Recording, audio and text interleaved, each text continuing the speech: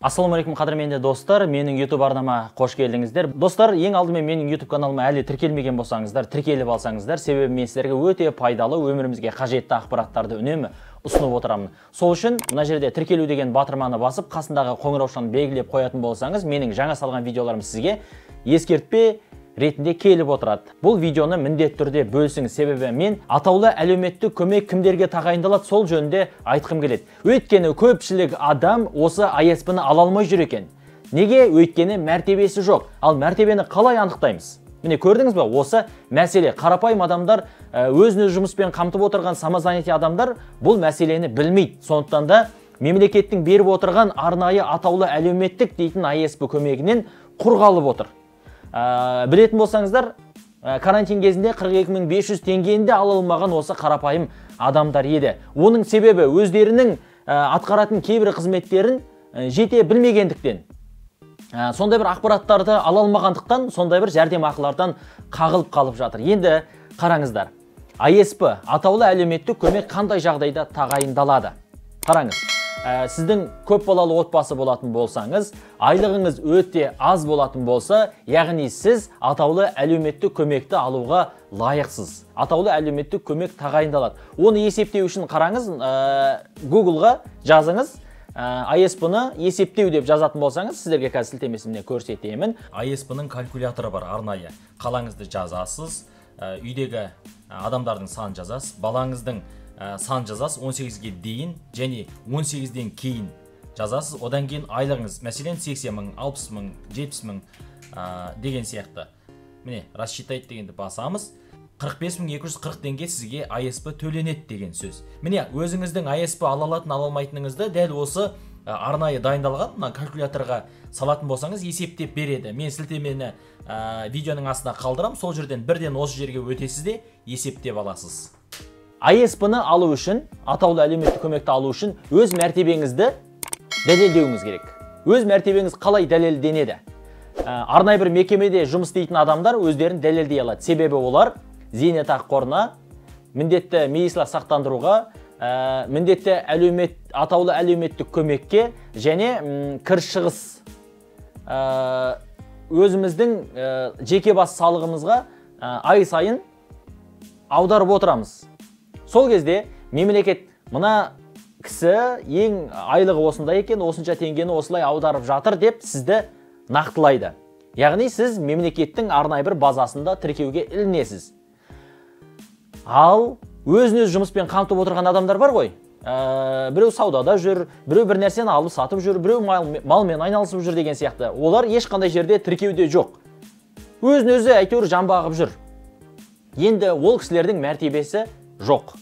Себебі олар зейнетаққа ақша аудармайды, медициналық сақтандыруға ақша аудармайды, және әл-ауқат қорына ақша аудармайды, және жеке бас салығына ақша аудармайды. Осыларды аудармағандығы себепті ол кісілердің мәртебесі мемлекеттің базасында көрінбейді.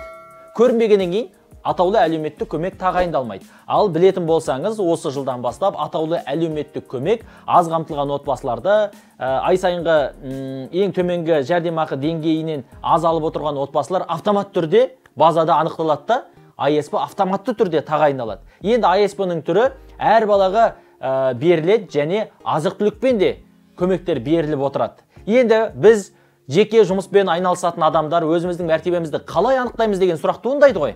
Ол үшін сіз өзін-өзі асыраушы болса, ол міндетті түрде жаңағы салық басқармасына тіркелу керек, немесе жаңағы бірыңғай қазір әлеуметтік ЕСП деген бар. Бірыңғай әлеуметтік төлем бар. Соны төлеу керек та. Сол кезде ол адам уже жаңа шығып тұрады.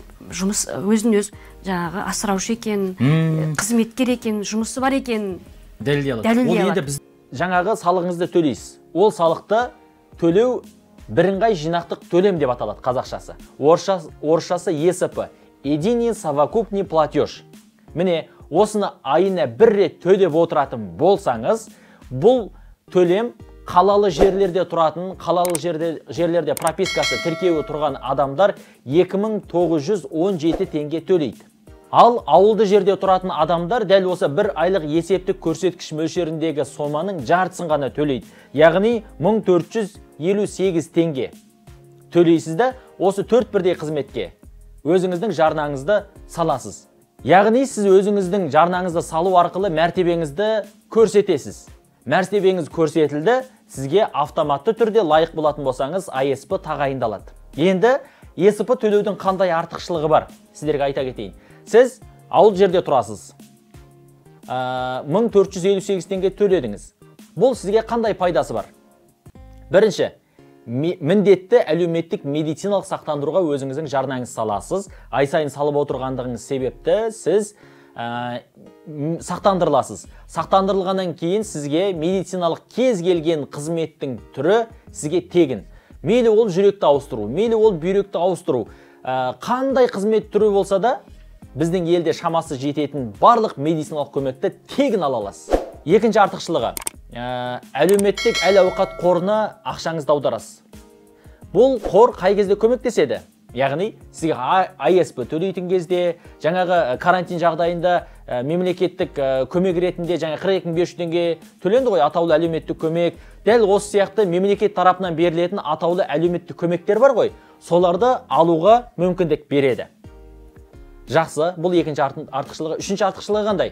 Үшінші артықшылығы, сіз зейнетақы қорына өзіңіздің жарнаңызды ай сайын ауыстырып отырасыз. Яғни сол 1458 теңгенің 30% зейнетақы қорына аударылады. Оның 40% жаңағы медициналық сақтандыруға аударылады. Енді 20% атаулы әлеуметтік әл-ауқат қорына аударылады. 10% жеке бас салығына аударылады. Енді қараңыз. Зейнетақының 3 түрі бар.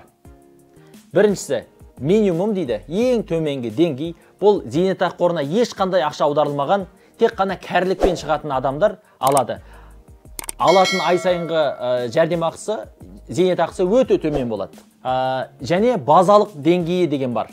Базалық деңгейі осы: сіз ай сайын ЕСП-ны төлеп отыратын болсаңыз, минимумнан бір саты жоғары орта деңгейлі базалық зейнетаққа ие боласыз. Одан кейінгі жаңағы өзінің еңбек өтілі бойынша шығатын зейнетақының түрі бар. Дәл осындай зейнетаққа қол жеткізе аласыз. Сосын әрине өзіңіздің жеке бас салығы, жеке кәсіппен айналысам деп өзіңіз дәлелдегеннен кейін жеке бас салығын төлеуге ие боласыз. Бұның барлығы сіз үшін тиімді. Сіз неден ұтып жатсыз, білесіз бе? Ауылды жерде тұратын адамдар 1458 теңгені төлеп ақ 4 бірдей қызметті алып жатыр.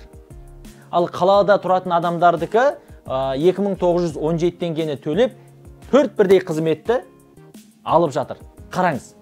Сол сияқты тағы бір ескеретін дүние. 2020 жылдан бастап міндетті әлеуметтік медициналық сақтандыру енгізілді. Міндетті деп тұр. Біз емделсек те, емделмесек те, оны төлеу бізге міндетті. Қалай да төлейміз. Яғни 2020 жылы төлемей, 2021-ден бастап төлейін деген адамдар болды ғой араларымызда, бар ғой, әлде бар. Енді сіз тыңдап отырсаңыз, ойланыңыз. 2020 жылы төлемеген айларыңыз үшін сіз дәл қазір оны төлеуіңіз керек. Егер оны төлемейінше, сіз сақтандырылмайсыз. Сіз төлемеген айларыңызды толықтай төлеп болғаннан кейін барып сақтандырыласыз. Карантин кезінде 3 айға мемлекет тарапынан жеңілдіктер болып, мемлекет өзі төледі, басқа айларды сіз төлейсіз. Оны анықтау үшін Telegram дейтін әлеуметтік желіде сақтандыру бот дейтін бар. Сол жерге өзіңіздің мәртебеңізді, сақтандыруыңызды анықтау үшін арнайы батырмаларды басасыз, сақтандыруымды білемін дейсіз, жеке сәйкестену нөміріңіз жазасыз, одан кейін сізге қай айларға төлеу керек екенін көрсетеді. Сосын сіз Каспий кезетке кіресіз, программасына кіріп, платеж дегенді барып, сол жерде медициналық сақтандыру деген басасыз, 1 айлық есептік көрсеткіш мөлшерінде жарнаңызды әр айға жеке-жеке төлеп шығасыз. Бітті. Сонымен сол айларды жаптыңыз. Енді қараңыз, ал егер сіз осы айдан бастап ЕСП-ны төлеп отыратын болсаңыз, 2917 теңге қалалы жерлер, 1458 теңге ауыл жерлер ЕСП-ны төлеп қана медициналық сақтандыруға да 4 бірдей қызметке төлей аласыз. Яғни жаңағы мәртебені анықтау, ЕСП-ны төлеу, көрдіңіз бе, осындай жеңілдіктерге алып келеді. Енді достар, осы видеоны әлеуметтік желіңізге, Инстаграмға, WhatsAppқа, өзіңіздің ағайын туыс, сыныптастар дейтін группаларыңызға міндетті түрде бөлсеңіз, біреу болмаса біреуге пайдасы тиер. Бүгінге осы, келесіде жолыққанша аман сау болыңыздар. Сіздермен бірге болған Алтынбек Рахымберді.